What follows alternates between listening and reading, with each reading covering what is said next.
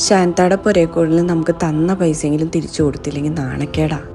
ഈ മാസത്തെ അവസ്ഥ നിനക്കറിയാലോ. എന്താടാ പ്രശ്നം? പുരേക്കൂടല്, കല്യാണം, അതിൻ്റെ ഇടയ്ക്ക് വീട് പണി. ഇതൊക്കെ തന്നെയാണ് എല്ലാവരും അവസ്ഥ. ഇതേ ഒരു സ്ഥലത്ത് കൊടുത്തിട്ട് കുറച്ച് പൈസ മേടിക്കാണ്ട്. കമ്മലില്ലാണ്ട് ഉമ്മച്ചിനെ കാണാൻ ഒരു രസമില്ല.